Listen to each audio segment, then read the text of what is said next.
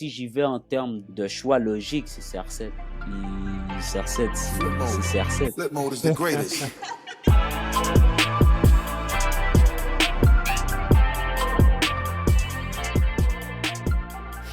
Bonjour tout le monde, j'espère que vous allez bien.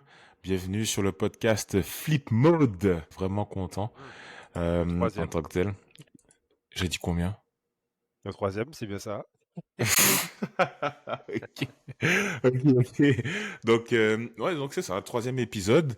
Puis aujourd'hui, nous allons recevoir un invité de marque, Patrick Denis. Il va nous éclairer en fait sur l'épisode d'aujourd'hui qui est sur en gros la vie des étudiants athlètes. Donc en gros le titre ça serait de cet épisode Sous le maillot, la vie des athlètes universitaires au Canada. Donc comme d'habitude pour ce troisième épisode, les mêmes animateurs, Deki et Harley. Et surtout, ce podcast, il est toujours en partenariat avec Amia Location en Martinique.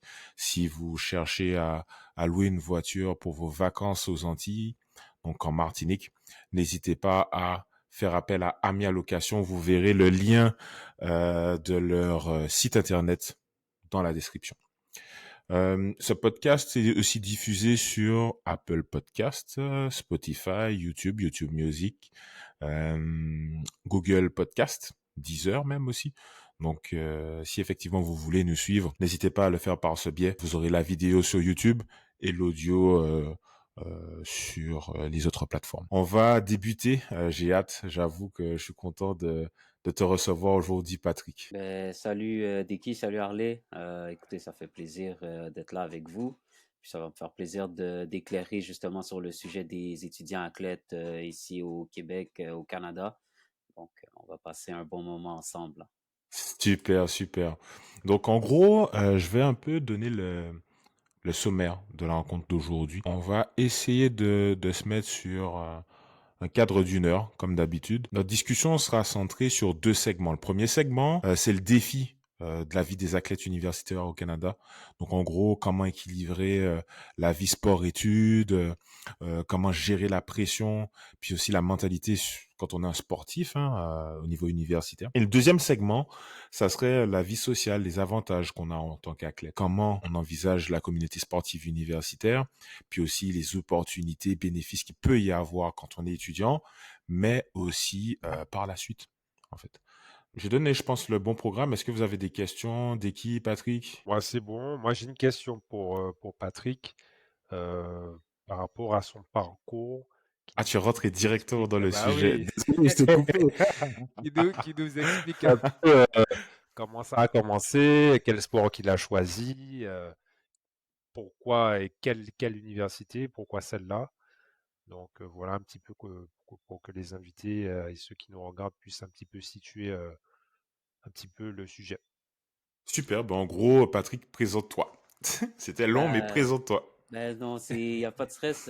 Donc en fait, c'est ça. Je m'appelle Patrick Denis. Je vis à Montréal. Dans le fond, moi, je suis étudiant athlète en ce moment à l'Université du Québec à Montréal, donc à l'UQAM. Je fais du soccer, du foot depuis que je suis tout jeune. Donc, en fait, moi, comment j'ai commencé pour devenir étudiant athlète? En fait, moi, depuis que je suis au secondaire, donc ça serait quoi en France? L'équivalent, c'est Le le lycée. lycée.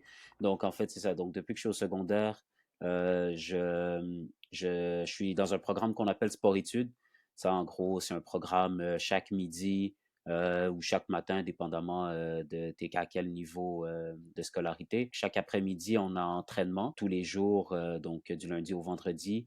Et puis généralement le vendredi, on avait une compétition, donc on avait match. J'ai toujours évolué dans ce cadre-là. Avoir du sport, ça a toujours été quelque chose. Au primaire, c'était plus une concentration basket qu'on avait à mon école. Donc au primaire, j'ai fait plus du basket.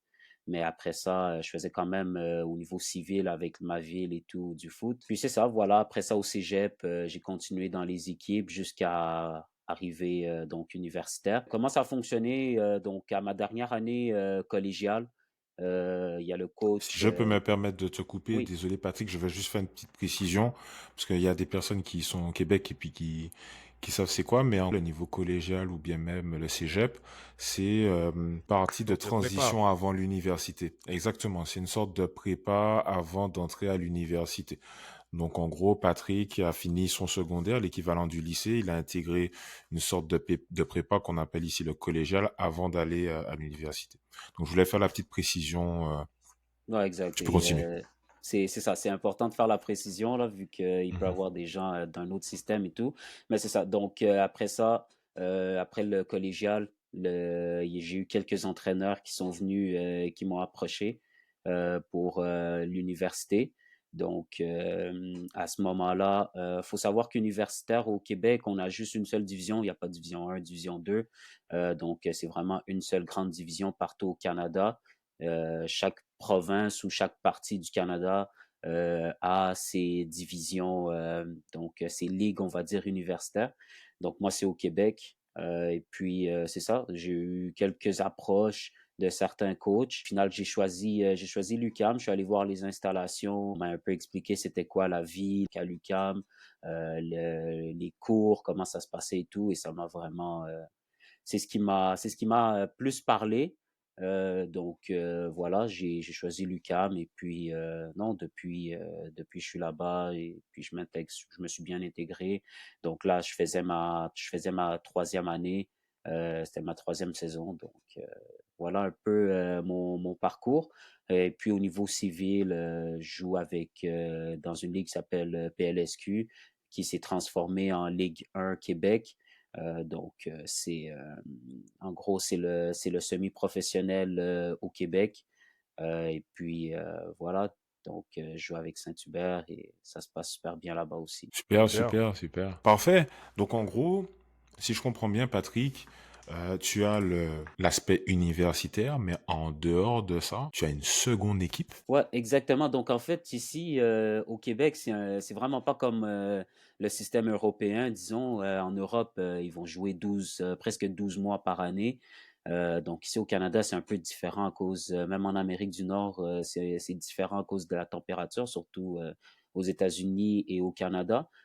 Donc, ici, souvent, nous, comment on fonctionne, c'est que les saisons sont vraiment plus estivales, donc la période d'été.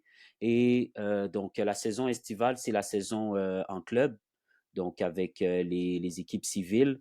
Et puis, après ça, ce qui arrive, c'est que durant l'automne, donc la saison de club, souvent, c'est avril à octobre.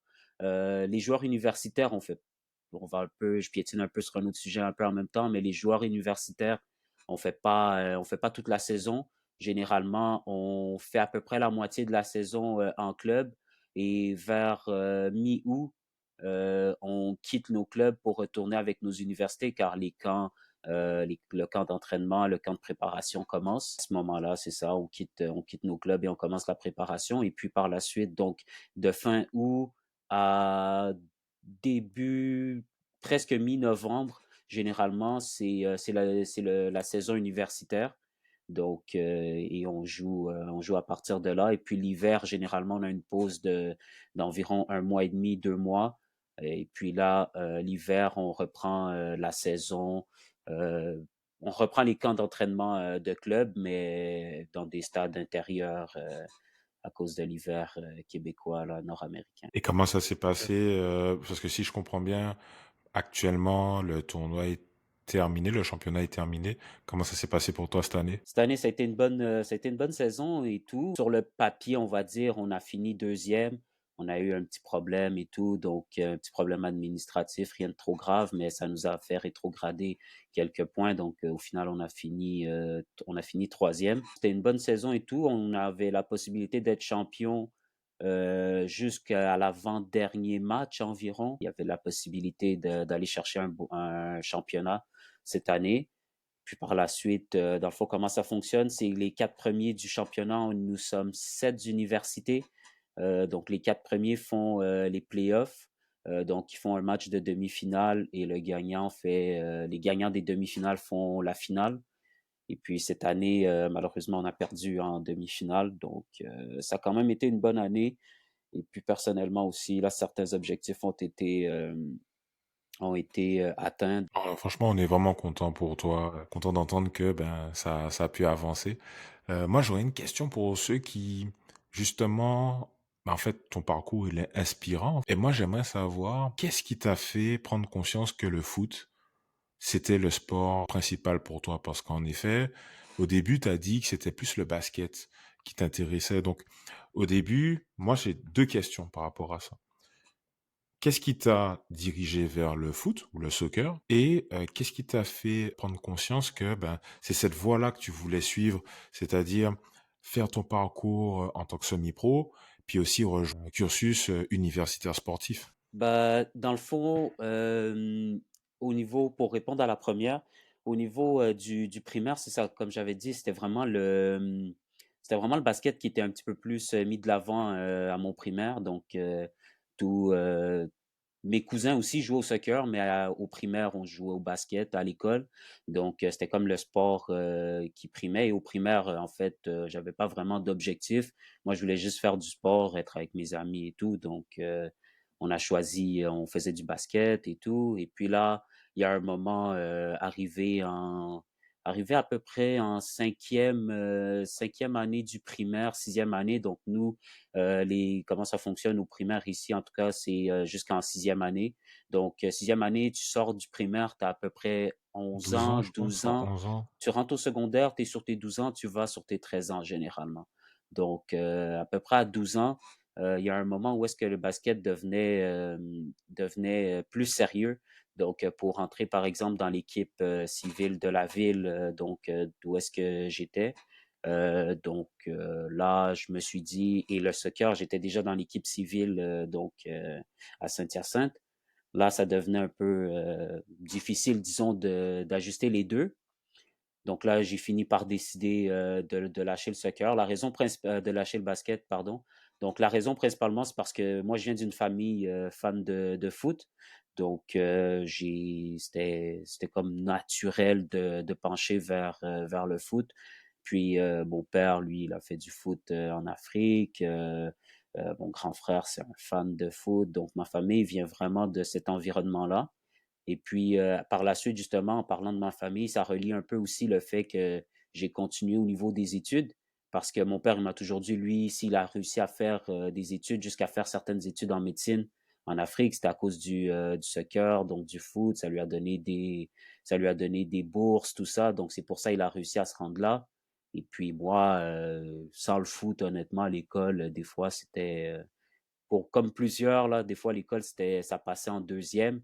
Donc, le foot, ça m'a toujours donné une motivation à pouvoir continuer l'école aussi. Donc, parce que souvent ici, comment ça fonctionne, si tu n'as pas les notes, tu peux pas être dans les Tu peux pas programmes. passer. C'est ça, exactement. Donc, tu peux pas être dans les programmes les plus pointilleux sur le foot. Donc, il faut vraiment avoir les notes pour passer ses cours. Donc, c'est ce qui m'a permis aussi de me rendre jusqu'où est-ce que je suis là en ce moment en faisant mon bac en sciences politiques. En vrai, c'est inspirant. C'est inspirant, Patrick.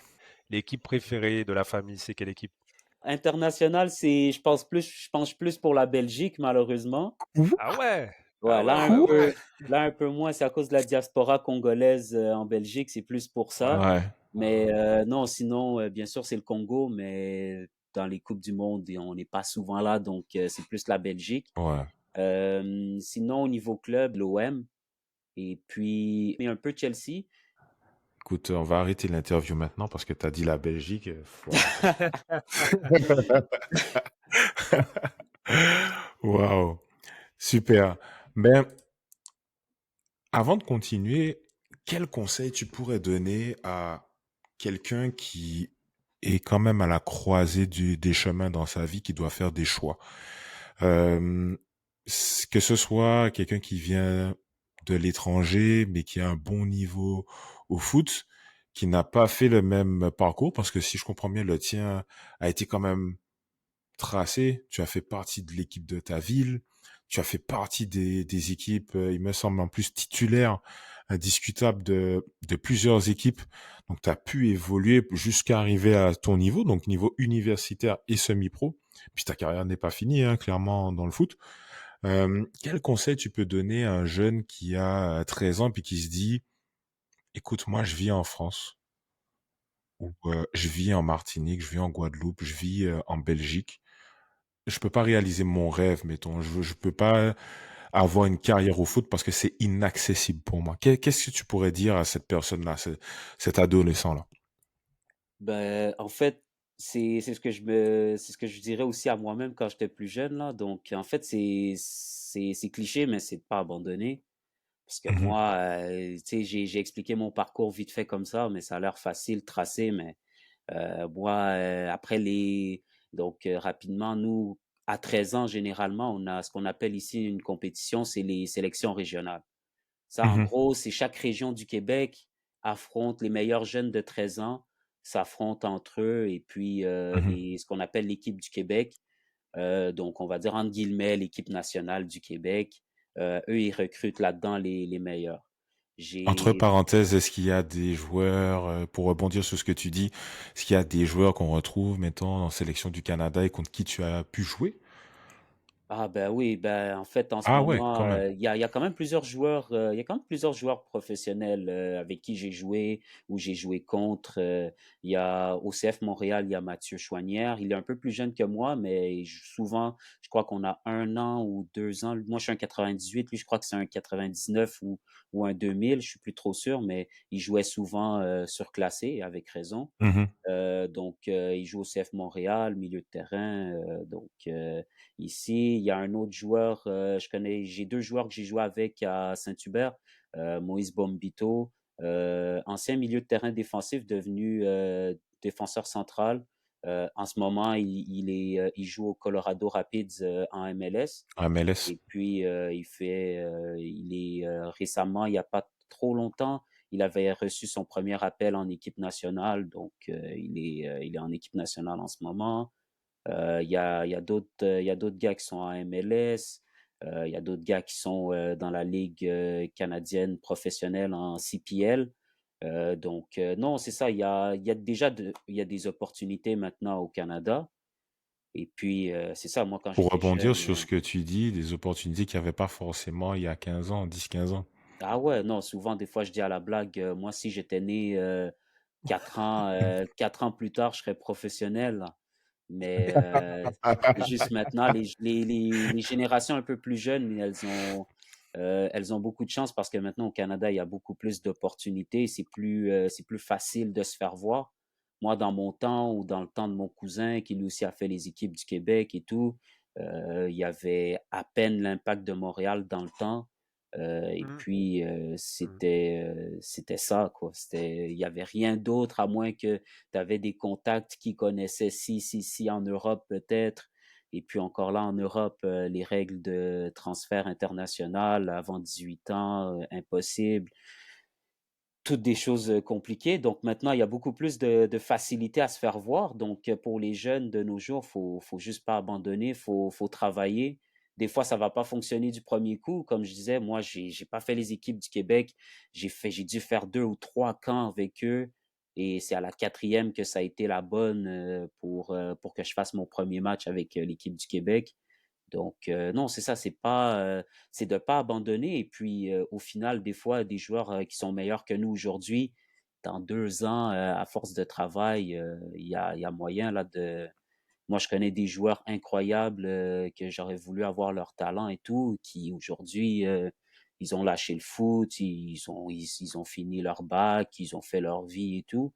Mais, quand tu leur parles de foot, ils sont pas déçus forcément, mais ils se disent, «Ben, écoute, moi, j'ai vu que c'était pas mon truc finalement et que Ouais, c'est normal. soit c'était pas leur truc, soit le foot les a dégoûtés ou en tout cas, du moins» c'est ça, c'est de Mmh. vraiment pas abandonner. Les opportunités sont il y a c'est rendu qu'il y a beaucoup d'opportunités, au Québec et au Canada.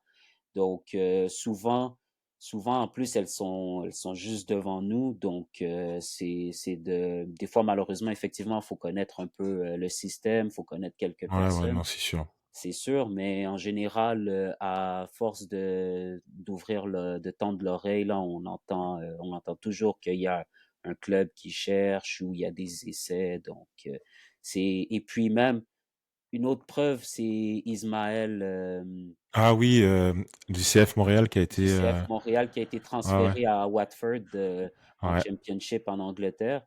Il avait fait une Lui grosse coupe du monde, lui, ouais, exactement. Lui grosse coupe du monde, justement, l'un des meilleurs joueurs. le le plus bel c'est un des plus beaux, des plus bels exemples parce que il est sorti du 3A, je crois, en académie. et il est sorti quand même vieux, je crois. Il avait sûrement 16 ans ou presque 17 ans parce qu'il n'a pas fait longtemps à l'académie avant de signer pro, donc du CF et Montréal. Et puis voilà, après il a signé pro, il a été titulaire, équipe titulaire ou remplaçant, mais il est allé à la Coupe du Monde et maintenant il est Mhm. en deuxième division en Angleterre. Donc non, les opportunités sont là maintenant. Mhm. Qu'est-ce qui explique cette différence par rapport à avant, où il y avait moins d'opportunités? Tu as parlé de l'impact, par exemple, et que maintenant, dans ta génération, il y a plus d'opportunités. Est-ce que c'est au niveau politique, où il y a eu plus d'actions? Est-ce que c'est au niveau économique? Est-ce qu'il y a plus d'acteurs?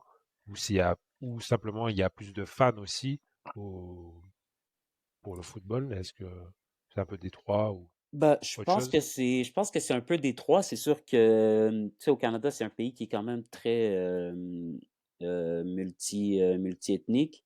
Donc, je crois que c'est sûr il y a eu un plus gros engouement au niveau du soccer dans un premier temps et puis les joueurs deviennent de plus en plus, de plus en plus les qualités des joueurs s'améliorent beaucoup ici au Canada et surtout au Québec, et en Ontario. Donc en général, c'est au Québec qu'on ressort les meilleurs joueurs, je trouve pour ma part du moins et en Ontario aussi.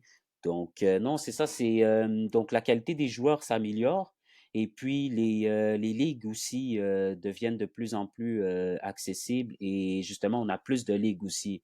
Comme mentionné tantôt, on a maintenant la CPL, donc la Canadian Premier League, qui est la ligue professionnelle ici au Canada.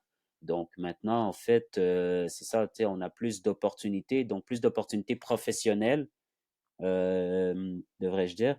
Et puis ça fait en sorte que justement les équipes plus on en a, plus ça s'agrandit, plus il y a des jeunes qui peuvent se montrer et qui peuvent percer. Non, c'est sûr. Il y a des joueurs, ils passent par la CPL et ils signent en MLS par la suite. Donc, ou ils signent ailleurs dans le monde. Donc, c'est vraiment plus, je crois, les opportunités tout simplement. C'est l'argent aussi, bien sûr, qui rentre. Donc, je suppose que les gens, ils veulent plus investir donc dans le soccer. Mais après, on va pas se cacher que c'est aussi très fortement en lien avec le fait que la Coupe du monde 2026 aura lieu donc Canada, États-Unis, États-Unis. Mexique. États-Unis, Mexique. Donc ça fait en sorte que le Canada, en fait, on n'a pas eu le choix aussi non plus de vraiment un peu mettre plus d'argent dans ce sport. Mais après le reste, je crois que c'est une bonne idée parce que on a vraiment de très bons jeunes qui n'ont pas envié de leur talent à d'autres jeunes de d'autres pays. Donc non, c'est ça. Je crois que c'est vraiment un mélange des trois. Et tu Ok. penses que ça va dépasser le hockey ou tu Non, penses pas que ça va là, atteindre ce niveau-là?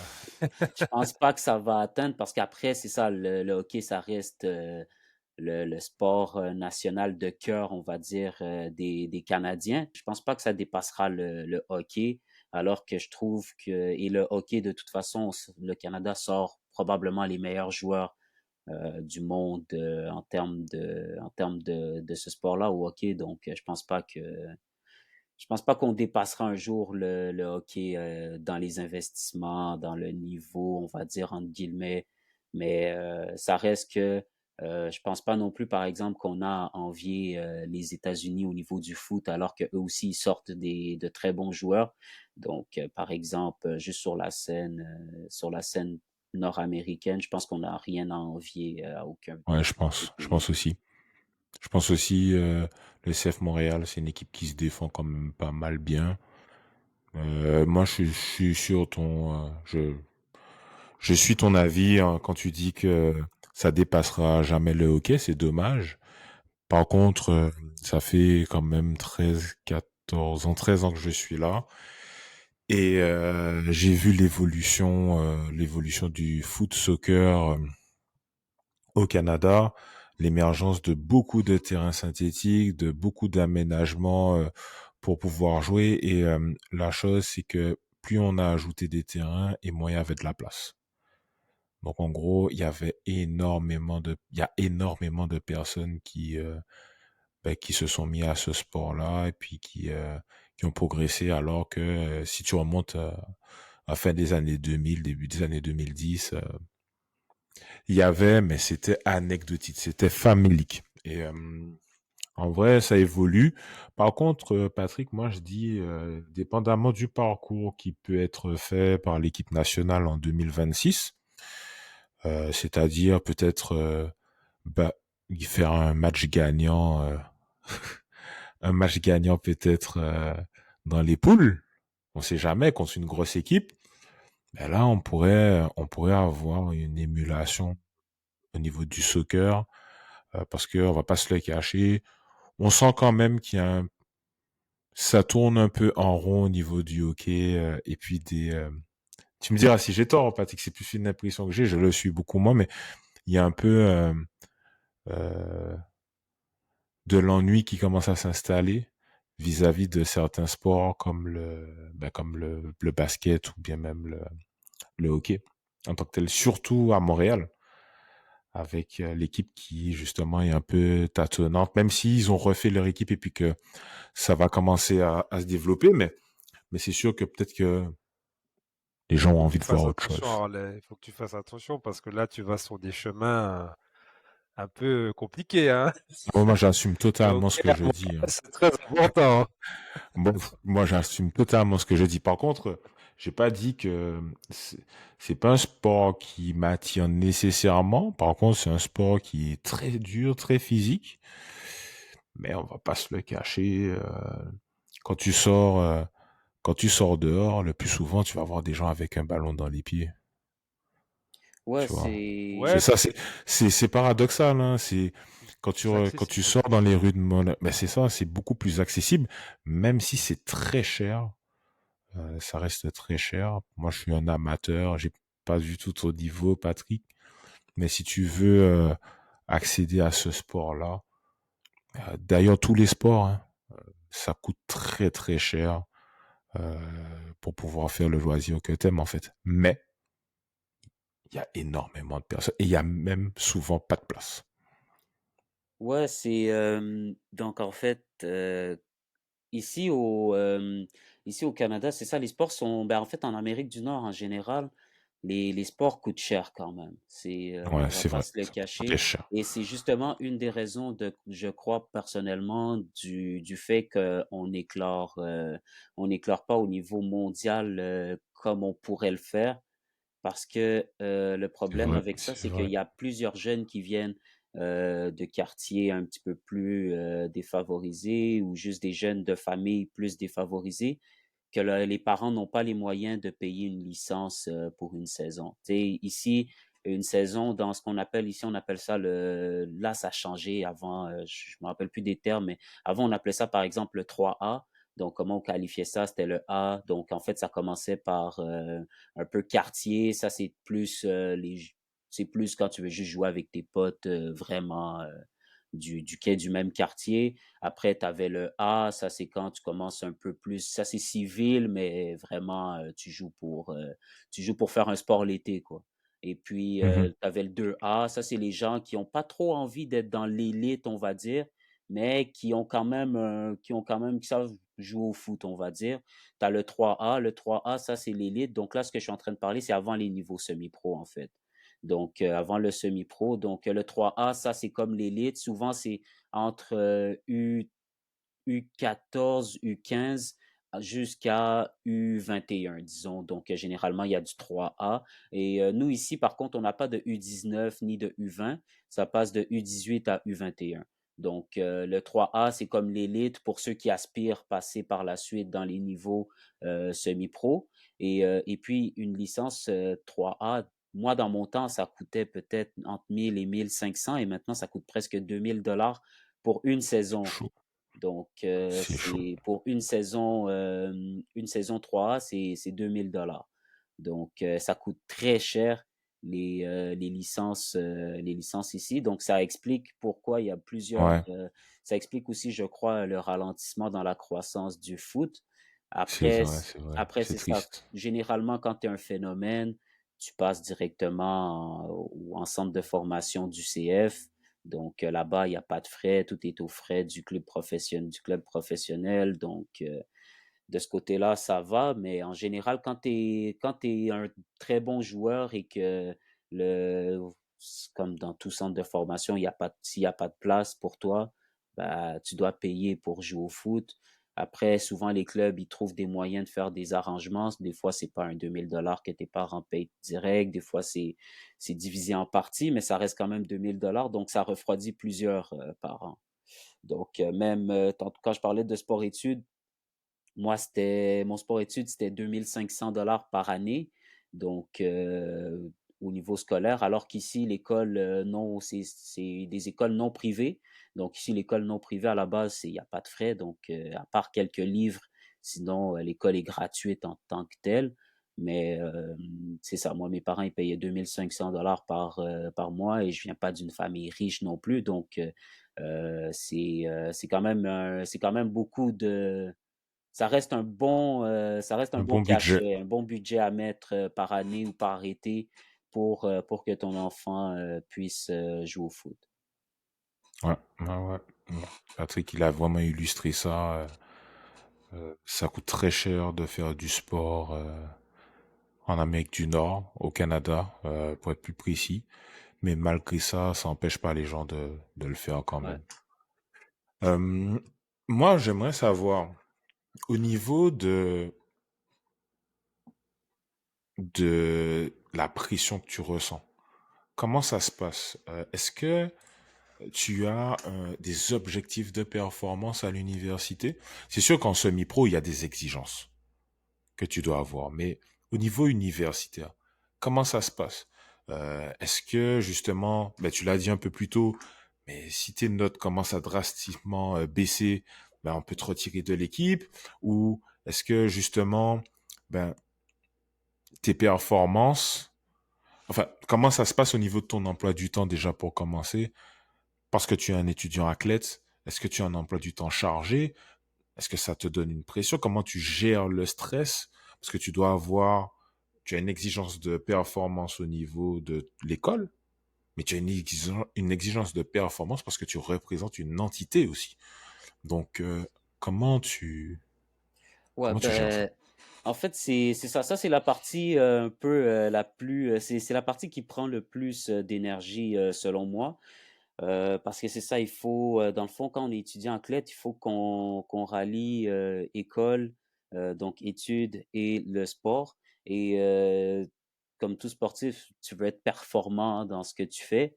Donc, que ce soit, moi, je veux être performant à l'école, je veux être performant dans mon sport. Donc, c'est là la partie qui prend le plus d'énergie.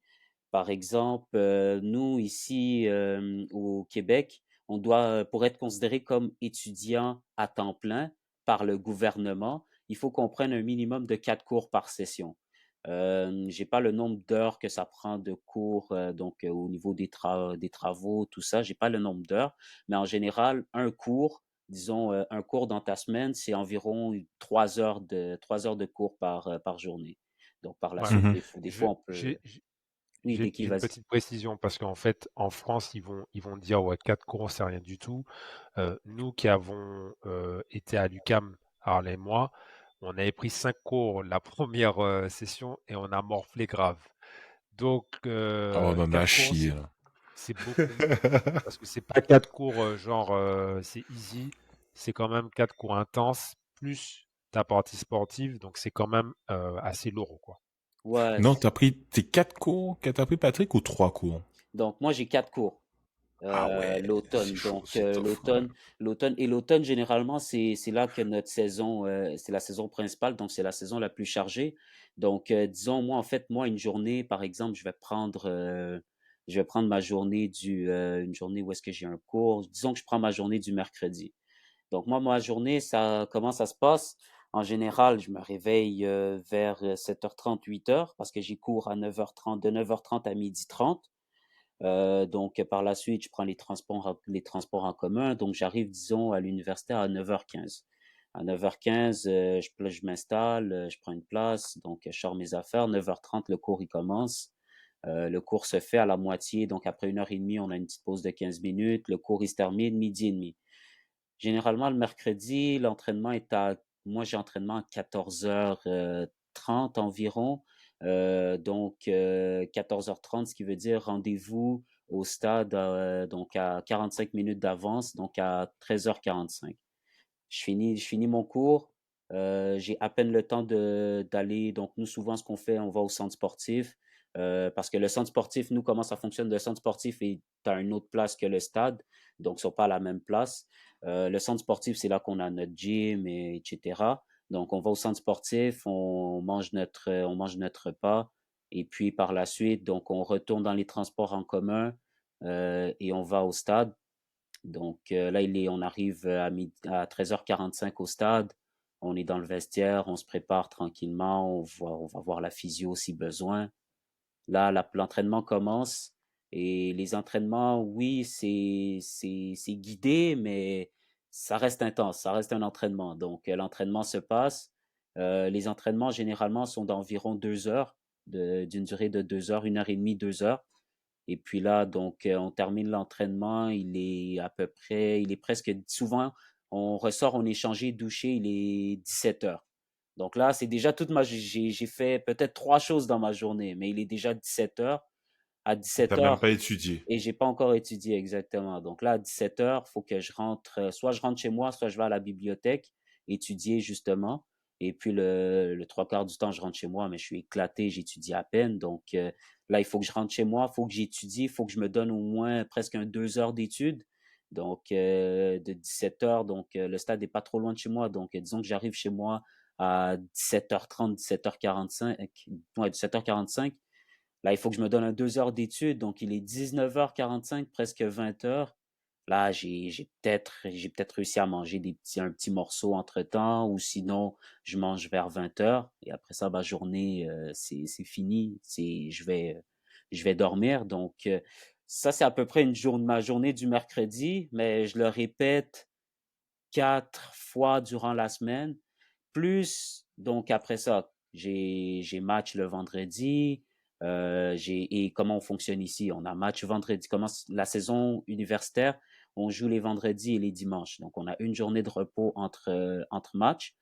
Et puis, moi, donc, le dimanche après le match, généralement, là, il faut que je fasse les courses, il faut que je me repose, il faut que j'étudie. Donc, c'est des journées quand même assez chargées. Et par la suite, ce que j'ai pas dit là-dedans, c'est que j'ai un emploi du temps. Donc, j'ai un emploi étudiant, en fait. Donc, je travaille 16 heures par semaine, donc le samedi et le lundi. Et puis, souvent le lundi, par exemple, moi, j'ai cours le lundi soir. Lundi, on est off, on a récupération, donc on passe 1 heure piscine, physio, donc tranquille. Moi, je travaille le matin, je finis à 16h30, je vais au centre sportif en transport en commun. Là, on fait physio, récupération, glace, tout ce qu'on a de besoin. Et par la suite, je vais en cours de 18 heures à 21 heures. Donc, c'est chargé. J'ai pas vraiment de temps libre, Pour on va toi. dire. Donc, ouais, c'est Ouais. chargé. C'est vraiment, moi je trouve que c'est très intéressant que tu aies pu vraiment expliquer et décrire tes journées parce que, alors je dis pas que tout le monde est comme nous, mais généralement les étrangers qui sont pas des Canadiens ont l'impression que voilà quoi, c'est easy, il y a très peu de cours, ça va le faire. Et non, puisque le travail quand même universitaire, il y a beaucoup de travail à la maison, beaucoup de travail personnel. Il y a beaucoup de travail en groupe aussi, puisque selon les cours, il y a des travaux en groupe. Et ça prend énormément de temps. Et en plus, toi, ce que nous, on n'avait pas, tu as la partie entraînement.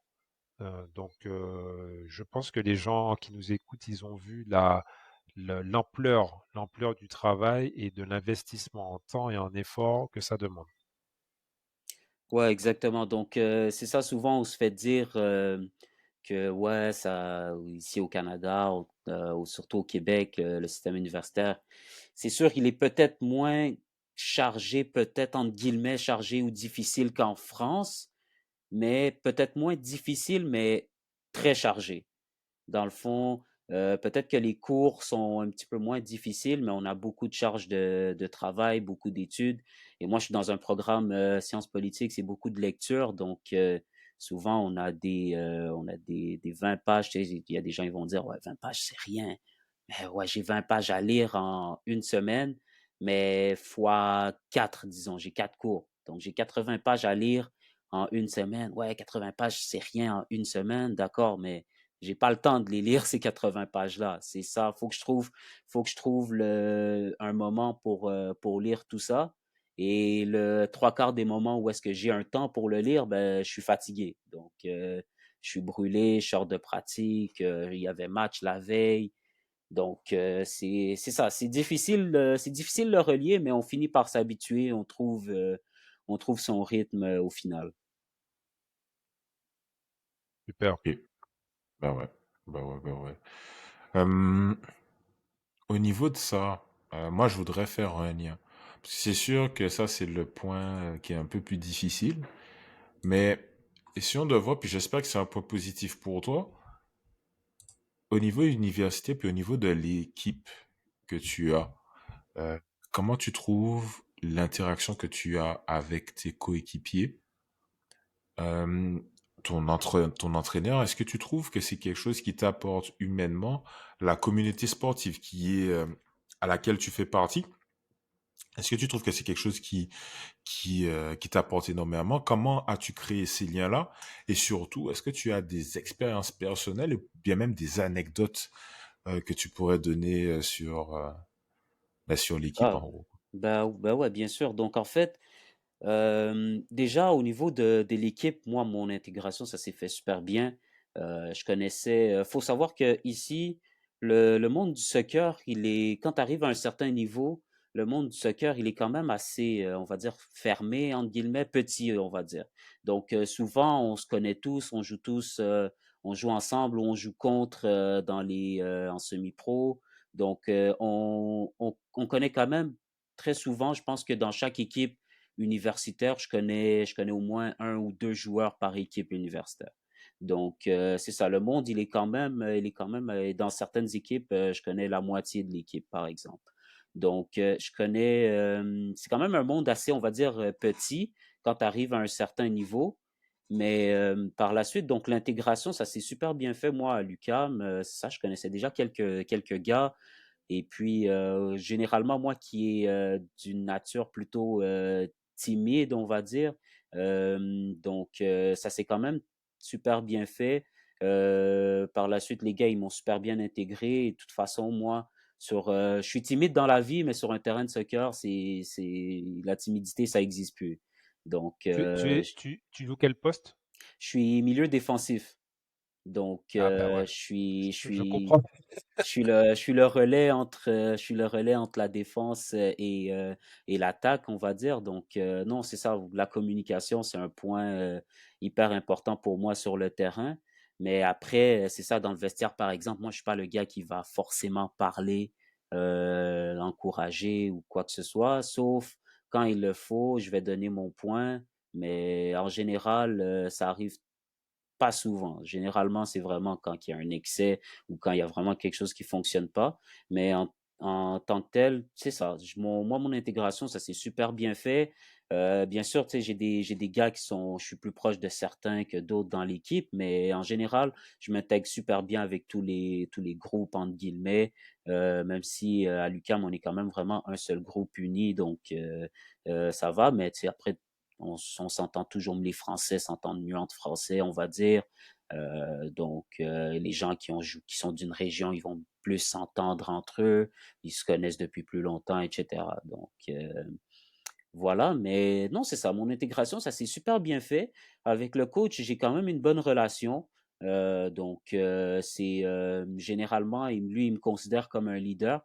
Moi, je lui ai dit, Mhm. moi, je me considère jamais comme un leader pour quoi que ce soit ou comme je me mets jamais de l'avant. En fait, si les gens voient que j'ai la graine d'un leader, ben écoute, tant mieux. Puis moi, c'est juste ma personne. Je suis comme ça. Donc, c'est ça, non, j'ai une super bonne relation avec. Souvent, il dit que je suis un peu un pont entre lui et les joueurs sur le terrain. Donc ça, je suis content. Tant mieux si ils trouvent que j'ai ce caractère. Donc moi, ça si on me l'aurait dit ou non, c'est ça, ça aurait pas changé, on va dire, ma vision du foot ou la vision de ma propre vision de moi-même. Et puis, non, pour des anecdotes, dans le fond, par exemple, le monde du soccer. Écoutez, moi, par exemple, qu'est-ce que je pourrais dire? C'est ça, disons au niveau du soccer, quand je disais que je connaissais vraiment beaucoup de personnes, moi, à la base, j'avais deux universités qui m'intéressaient le plus. Donc, il y avait Trois-Rivières, donc, qui est l'Université du Québec à Trois-Rivières, et il y avait l'UQAM. C'était mes deux universités. Là, la conjoncture de la situation économique avant que je complète mon choix, a fait en sorte que j'ai choisi Montréal parce que c'est plus proche, c'était plus proche de de chez mes parents, de ma famille. Donc voilà, j'ai choisi l'UQAM. Et il faut savoir que quand j'ai fait mon choix, c'était à peu près au temps de la COVID, au début. Donc milieu 2020 à peu près, disons, avril 2020 peut-être, j'ai fait mon choix. Donc début 2020. Donc là, Trois-Rivières, je connaissais beaucoup de gars qui allaient y aller et tout. Et puis, ça fait 2 ans, en fait, on se fait éliminer par Trois-Rivières en demi-finale. Et moi, à chaque match, bien sûr, ça fait mal et tout, mais tu sais, à chaque match, C'est moi, sûr.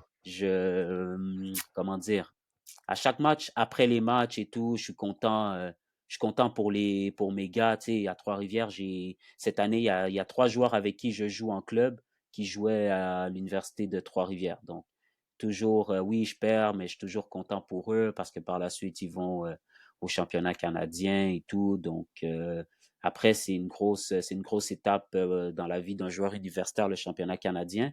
Donc, je suis toujours content, je vais les saluer, même si j'ai la haine contre eux. Tu sais, c'est toujours, c'est toujours, Ça, c'est normal, c'est c'est toujours de normal. bonne guerre Ouais, après, mais tu tu sais, es un avec. compétiteur. C'est Voilà. sûr que tu t'as, tu as la haine de pas avoir gagné, mais c'est pas là une haine personnelle envers eux, Non, on va voilà, dire. C'est ça. Ouais. exactement. Donc, et Tu es un puis, compétiteur en même temps. ouais, c'est ça exactement. Donc, et puis, tu sais, tellement qu'on se connaît, tu sais, souvent on va se dire, tu sais, tout le monde, on se dit les anecdotes, on connaît tous des petits sujets qu'on n'est pas supposé savoir dans certaines équipes parce que on connaît quelqu'un, on a un ami proche dans l'autre équipe et tout qui nous a fait dire, tu sais, c'est vraiment un cercle où est-ce que sais, je peux savoir des trucs que je suis pas supposé savoir dans une université, vice-versa. Donc, c'est vraiment, euh, c'est vraiment quand même assez, on s'inclut, tu sais, même si on est des adversaires et tout, on reste des amis en dehors du terrain. Donc, c'est ça aussi qui est bien. C'est ça que j'aime beaucoup de la vie comme étudiant athlète là, universitaire. Ok. Super. Moi, j'aurais encore d'autres questions, à part si tu voudrais enchaîner avec quelque chose, Deki? Ouais, j'avais envie de Vas-y. lui poser des petites questions. Après, peut-être qu'on peut le faire à la fin, mais des préférences de choix entre comme un quiz sur, Ah, tu ça, vois. j'aime bien ça. C'est Ben, chaud. écoute, je finis avec mes questions et puis boum, on arrive sur le quiz. Dépendamment du quiz, ça va déterminer si je coupe le live, genre Messi, Ronaldo, GOAT, euh, Maradona, Maradona ou bien Pelé, ou bien Neymar, Ronaldinho. Tu sais, dépendamment de ces questions-là, Ce sera on ce va genre couper de le live. questions-là. Ah, Envers. exact. Super. Donc, mais moi, j'aimerais savoir, donc, c'est la seule question, je pense, c'est qui intéresserait des jeunes qui voudraient se dire, ah ben, écoute, moi, je veux pas aller en France, je veux faire euh, une équipe universitaire. Moi, la question que je te poserais, Patrick, ça serait de savoir, quels sont les avantages que tu as en étant athlète? Parce que oui, tu as un emploi du temps chargé, mais quels sont les avantages que tu as en dehors de ça, en étant un étudiant athlète? Avantage, ça peut être les bourses, les opportunités de carrière ou bien même des compétences que tu pourrais utiliser à un autre moment.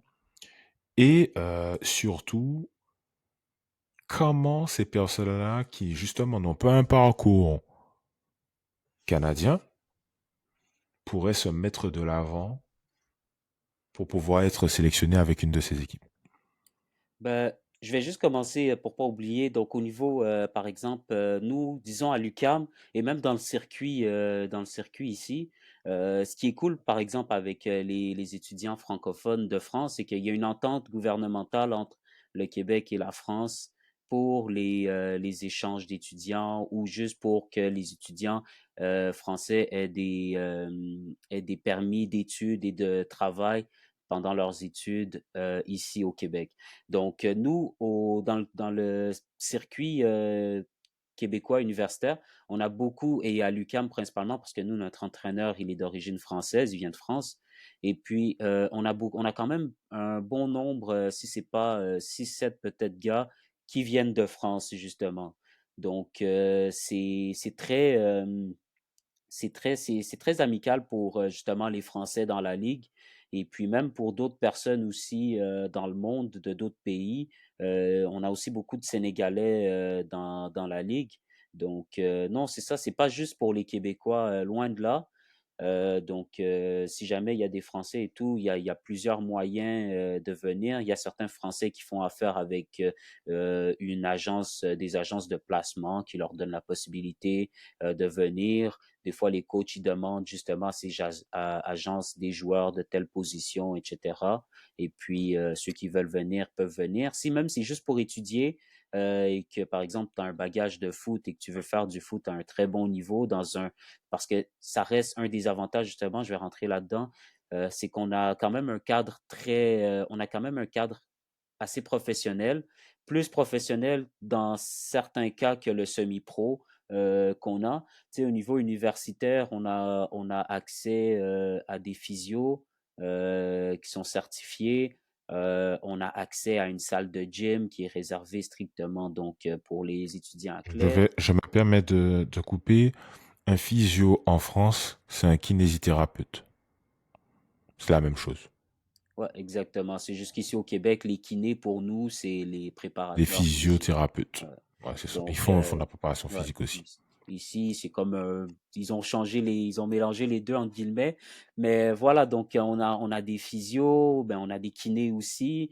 Donc on a des programmes pour s'entraîner. Donc c'est vraiment quand même, on est suivi, on est vraiment suivi. Tu sais, on est suivi, on fait même des tests antidopage. C'est à ce point-là quand même que c'est sérieux. Donc, parce que au final, c'est canadien, donc c'est un organisme canadien qui gère ça. Et cet organisme-là s'appelle U-Sports, c'est comme University Sports Program. Dans le fond, c'est comme l'entité qui gère tous les sports universitaires au Canada. Et puis, parce que dans certains sports, je crois, il y en a qui peuvent par exemple, aller aux Olympiques, etc. Donc, c'est pour ça que on a des tests dopage aussi. Donc voilà, on a accès à ça, on a accès donc au centre sportif où est-ce qu'on a plusieurs ressources. On a accès à un préparateur mental aussi. Donc Quand même. on est vraiment dans un cadre très professionnel et puis on nous donne vraiment en cas de blessure, par exemple, nos physios sont en mesure de nous trouver souvent des rendez-vous avec des médecins plus rapidement, sans forcément aller au privé, donc sans forcément devoir Mhm. débourser trop cher. Donc, Des médecins sportifs, des médecins sportifs, exactement. Donc, quand même. des fois, c'est des médecins spécialisés dans le sport. Des fois, c'est juste si, par exemple, c'est le genou, ils vont pouvoir nous trouver un médecin spécialisé pour le genou, par exemple, un Ah ouais. chirurgien. Donc, non, c'est ça. On a vraiment beaucoup d'avantages au niveau sportif. On a des avantages aussi au niveau, disons, ben déjà, l'environnement dans lequel on est. Souvent, c'est comme une grande famille. Tu sais, quand on le voit un peu dans les films universitaires, une grande, tu sais, l'équipe, toutes les équipes, tout ça, c'est un peu comme ça, un petit peu moins glamour, bien sûr, mais ça reste que c'est un peu dans ce cadre-là aussi. Et puis, donc, au niveau social, c'est super bien. On se fait des amis. Tu sais, je crois que je passe plus de temps avec mes amis qu'avec ma copine. Donc, tu sais, à l'école et tout, au terrain. Donc, c'est vraiment, Normal, hein. on se fait des amis. Et puis, des fois, on peut faire juste 2 ans avec eux. Mais tu as l'impression que c'est des frères pour la vie et tout, tellement on passe du temps, tellement on a des histoires, des anecdotes. Puis par la suite, au niveau dans la vie de tous les jours, c'est quand même bien parce que ça passe très bien sur un CV de mettre comme quoi on a été étudiant athlète. Quand tu racontes c'est quoi une journée à un employeur, ça montre tes qualités d'organisation. Faut que tu sois, faut que t'aies ton agenda, faut qu'il soit bien rempli, alors que j'ai même pas d'agenda, mais c'est ça, c'est l'organisation se, l'organisation se fait, tu sais gérer ton temps, donc ça passe super bien en général sur un CV. Et puis, c'est ça, on a le droit aussi à des bourses. On a accès à certaines bourses que les personnes qui ne sont pas étudiantes athlètes n'ont pas accès. Donc, ça aussi, c'est super. Donc, non, on a plusieurs avantages. Par contre, c'est vrai que ça vient aussi avec son lot de désavantages. La vie sociale, on en a un peu moins. Quoique la vie sociale, à ce moment-là, en fait, c'est juste que nos anciens amis, malheureusement, on passe un peu moins de temps avec eux et on passe plus de temps avec les gars de l'équipe. Mais donc, la vie sociale se transforme un petit peu, mais en général, tout le monde comprend et on réussit toujours à trouver du temps pour tout le monde. Donc, c'est pour vrai, ceux qui veulent se lancer là-dedans, c'est sûr, après, il faut un certain niveau. C'est pas n'importe qui est pris. Les coachs font des choix. Donc, des fois aussi, le niveau, il faut avoir un mental fort, mais ça en vaut la peine.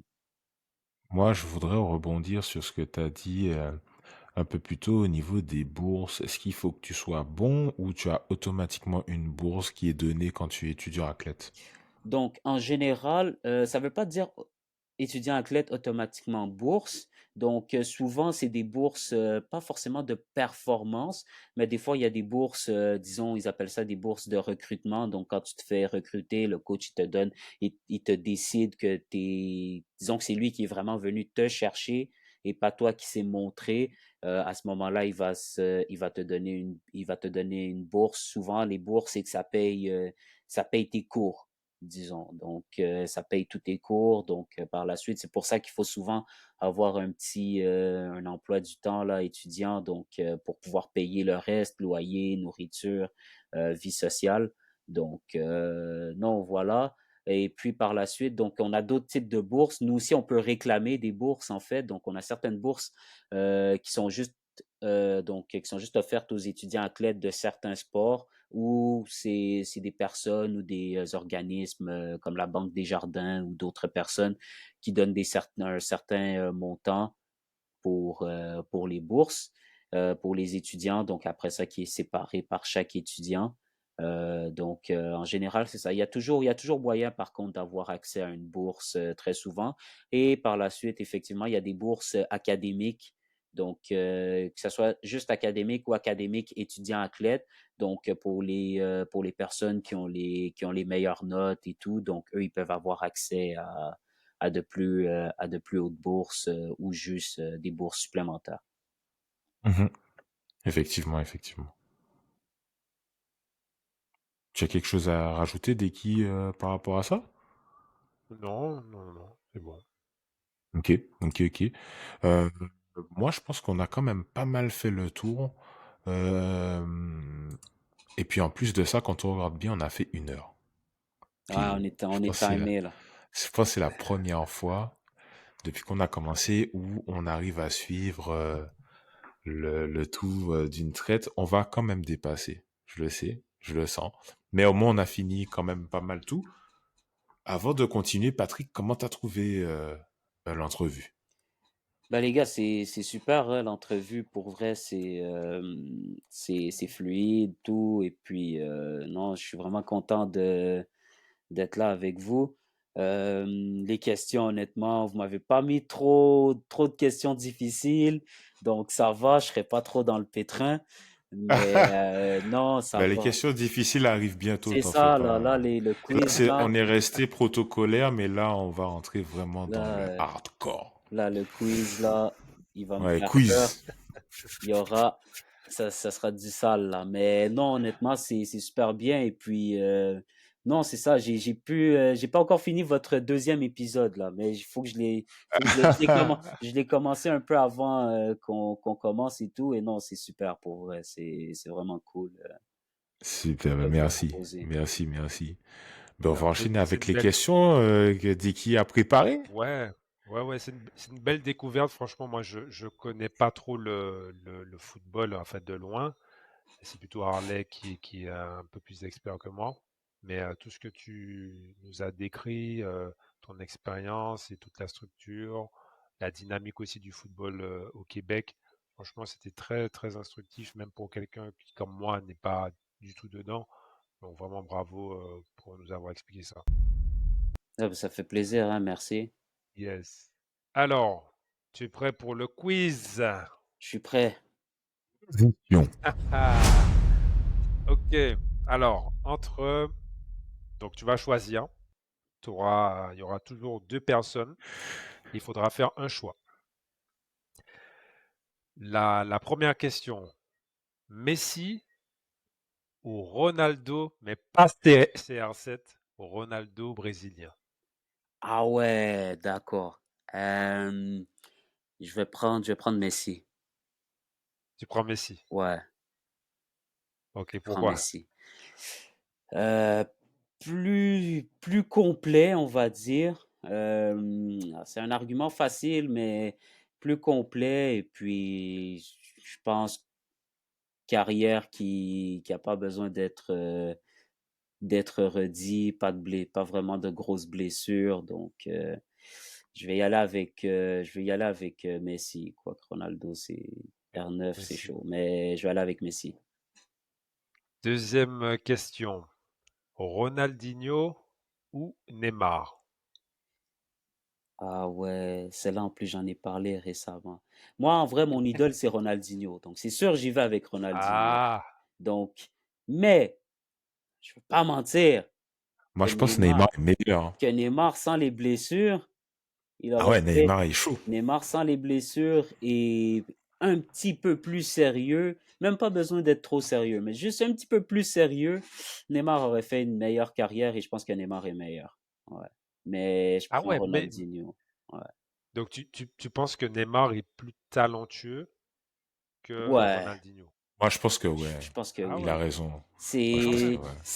c'est Ouais. chaud, mais je pense que C'est chaud. Neymar aurait pu Ouais, gagner comme 3 ballons d'or, je crois. Tu sais, s'il avait ouais. été, Sérieux, s'il aimait pas faire la ouais, fête et puis aller c'est fêter ça. l'anniversaire de sa sœur, il aurait pu avoir deux, trois ballons d'or Exactement. facile. Quoique Ronaldinho aussi, mais Ronaldinho, lui, il a dit, lui, c'est pour ça que je pense que Neymar est meilleur. C'est que Ronaldinho, en fait, lui, il avait besoin de ça pour être bon, on va dire. Tu sais, lui-même, il le savait. Tu sais, il avait besoin de vivre cette vie-là pour jouer au foot, pour aimer le foot. Tandis que Neymar, je crois, je sais pas, mais il n'avait pas besoin d'autant, tu vois, comme, c'est juste, et puis, tu sais, ça a toujours été un gars un peu plus frêle, donc je crois qu'avec juste un petit peu plus de musculature, Neymar aurait fait une carrière de fou. Neymar, je crois, Je trouve. mais Vas-y, bizarrement, vas-y. paradoxalement à ça, je crois en même temps que Ronaldinho, justement, si lui aussi il avait peut-être été un petit peu plus sérieux dans ma tête, ouais, j'ai l'impression que Ronaldinho aurait été le meilleur joueur de tous les temps. Mais ça, c'est à cause des ouais. émotions qu'il Ouais. m'a procuré aussi. Donc, c'est pour ça, Mais moi, je trouve que Neymar est plus clutch aussi. Mais c'est pour être picky. Mais il a fait des choses, Neymar, dernière minute, que je trouve que Ronaldinho. ouais, c'est vrai. Ronaldinho a été constant. Il a été constant dans sa magie. Mais Neymar, écoute, Neymar, dernière minute, tu me dis choisir entre Ronaldinho, Neymar pour tirer un coup franc à la 88e, je prends Neymar. Ah ouais? Ah, je prends Ah, Neymar, frère. Ronaldinho, il a quand même des coups francs de Des la beaux coups mort, hein? francs, hein. Non, Ouais, non, c'est non, ça. mais c'est ce que je te dis. En fait, Ronaldinho, Ah, mais sur un match, sur un match genre à la 60e minute, Mhm. je Ah, prends Ronaldinho. ouais. Parce que je sais que, bon, Ben, dans sa tête, il va arriver, il va dribbler l'équipe au complet, il mhm. va faire des lobes. Mais 88e minute, 5-0, t'as besoin d'avoir un sixième but pour aller en quart de finale de Ligue des Champions. et t'as Neymar qui doit tirer le coup franc, je m'assieds, je prends les pop-corn. En fait, tu vois, moi, Il est clutch. ce que je me dis, c'est sur une compétition Ligue des Champions, je prends Ronaldinho. Sur une finale Coupe du Monde, je prends Neymar, je crois. Finale Coupe du Monde? Je sais pas. Je crois, Neymar en santé, je crois que je prends Neymar. Parce que sur un grand moment, généralement, Neymar, quand c'est des matchs importants, après finale, je sais pas, mais généralement, Neymar, sur un match important, quand il est là, en général, c'est quand même rare qu'il déçoive. Ouais, c'est ça, Et c'est vrai. c'est pour ça, c'est plus pour ça. Mais sur une saison, j'y vais avec C'est, Ronaldinho. ouais, c'est ça, la régularité, c'est Ronaldinho. Exactement. Mais le clutch, Ouais, c'est genre Kawhi Leonard contre Philly, ok? Quand il fait le panier, là, c'est ouais, dernière exactement. seconde, bah c'est pareil. Moi, je prends Neymar pour faire un dernier Ouais, coup franc. j'avoue. J'avoue, je suis d'accord avec ça. Ok. La prochaine question. Pelé ou Maradona? J'ai pas assez vu de vidéos de Pelé. Moi, je vais, ben pas de vidéo, mais j'ai pas vraiment vu Pelé jouer. Je vais dire Maradona parce qu'il est plus proche de ma génération. Mais chaque fois qu'on me raconte Pelé et tout, tu sais, c'est comme le gars, il aurait pu jouer les yeux bandés, il aurait été meilleur que tout le monde quand même. Tu sais, mais vu que j'ai pas vu trop Pelé, je vais y aller avec Maradona. Parce qu'après, c'est quand même une icône, Maradona. Il y a quand même une petite tendance, hein. Il y a Messi, Maradona. C'est bien, c'est Non, bien. non, moi, je suis aucunement pour les Argentins. C'est ça le pire, hein. Je sais pas si la question CR7 Messi va venir, mais je donnerai ma réponse Il va venir, après. il va venir. Prochaine question. Il te dit ça, ouais, je sais pas s'il va venir. C'est un 7 Messi. Messi. Vous allez avoir on verra, on verra. La Messi. prochaine question. Zidane ou CR7? Waouh. Là, elle est bonne, celle-là. Zidane, CR7. Euh, Après, moi, j'y vais vraiment plus, peut-être avec mes choix personnellement. Zidane, il me parle plus. Parce que Zidane, c'est Que milieu. moi, j'enlève mon casque, je pars. Hein. Non, mais Zidane en J'enlève mon termes, casque, je pars. Hein. Zidane en termes de, on va dire en termes de position, il me parle plus. Mais si j'étais plus jeune, je voulais ressembler à Ronaldinho. Donc, être plus milieu offensif, libre, un peu ailier. Je voulais être ce joueur technique et tout. Là, quand j'ai eu, c'est quand je suis tombé en U16, U15 ou U16. Je suis tombé, j'ai eu un coach qui m'a ouvert les yeux. Et lui, en fait, dès que je faisais des petits extérieurs de pied, tout ça, lui, ça l'énervait, là. Lui, il était là, jeu simple et tout. Et puis, c'est un de mes coachs préférés, en fait. C'est lui qui m'a fait découvrir que, en fait, j'avais le potentiel d'être un très bon milieu défensif. Donc, peut-être même un des meilleurs dans les ligues que je joue. Donc, c'est lui qui m'a fait découvrir un peu ce potentiel-là. Et là, il a carrément fait changer mon style de jeu. Il m'a fait reculer un petit peu plus comme milieu défensif. C'est lui, il m'a appris à tacler, il m'a appris, il m'a donné la grinta en fait que j'avais au fond de moi que je connaissais pas. Et depuis, c'est là que ma carrière a commencé à augmenter, donc à mieux aller, on va dire entre guillemets. Non, milieu offensif, c'est vraiment plus mon truc. Donc, je respecte les milieux offensifs parce que l'année passée, j'ai été un peu plus aussi milieu, j'étais porté à être un petit peu plus en avant et ça s'est pas super bien passé comme saison. Donc, non, je suis content de reculer en milieu défensif. Mais les milieux offensifs, c'est toujours beau en fait. Tu sais, c'est élégant. C'est ça qui est attrayant. C'est l'élégance qu'ils ont, qu'ils peuvent avoir. Zidane, Mesut Ozil, c'est la créativité qu'ils ont. Donc, c'est ça qui est beau. Mais après, il y a des milieux défensifs élégants de fou. Moi, l'élégance que j'adore, c'est bizarrement, ça va surprendre, c'est même pas Pirlo. Moi, c'est Xabi Alonso. La qualité. Ah, je pensais que tu allais dire Busquets. Non, Busquets, en termes de possession, oui, c'est beau. Mais Xabi Alonso, moi, ce que j'adore, c'est sa qualité de passe. Moi, Ouais, qualité de passe. si je voudrais avoir la qualité de passe d'un joueur, d'un milieu, je crois que c'est celle de Xabi Alonso Xabi. parce qu'il a toutes les techniques. Il peut te mettre une balle à 50 mètres, mettre au sol et battre 4 lignes de suite et trouver Cristiano Ronaldo qui faisait l'appel à gauche. Donc, non, c'est un truc de fou. C'est sa qualité de passe incroyable que j'aime trop de Xabi Alonso. Super. Alors, maintenant, c'est une question un petit peu particulière. Si tu devais choisir un joueur pour tirer un coup franc entre Beckham et Juninho Pernambucano, lequel que tu choisis? Ah, Juninho ou Beckham? sans hésiter, Juninho. Juninho. Juninho, direct. C'est le meilleur tireur de coups francs de tous les temps. Ah oui. Il y a pas. Mais, Harley, je vais pas te mentir, vu peut-être si jamais des qui t'as la rêve, je vais pas te mentir que je sais pas si tu connais, mais James Ward-Prowse, c'est un Non, je connais gars. pas. Harley, tu feras la Je vais regarder. compilation. Ward-Prowse, un des meilleurs tireurs de coups francs aussi que j'ai vu de ma vie. Je vais Incroyable, regarder. Je vais incroyable. regarder. C'est dans quelle ligue? Il joue Anglaise? en Premier League exactement, ouais, en Angleterre. En ce moment, il joue avec West Ham. Ses coups francs, ses corners sont incroyables. Mais Juninho, meilleur tireur Ouais. entre lui et Beckham. Alors, la dernière question, un peu plus actuelle. Deux Français, pratiquement le même poste.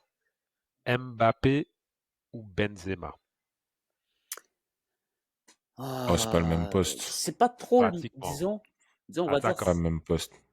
on va dire, c'est, si je devais prendre, si je devais prendre, faire une finale avec un ou l'autre, disons, on va se Ok, je compliquer parle pas. on va se compliquer la vie. Si je dois faire une finale avec un ou l'autre, en vrai, c'est chaud, mais je crois que j'y vais avec Mbappé. Ah, mais mon gars, je parle Attends, avec le Kicks, frère. je vais préciser ma question. Euh, c'est le dernier joueur devant le goal.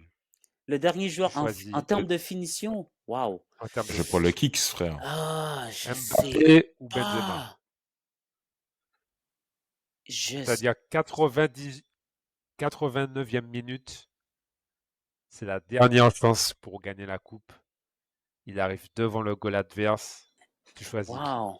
Mbappé ou Benzema? Je vais prendre. Run.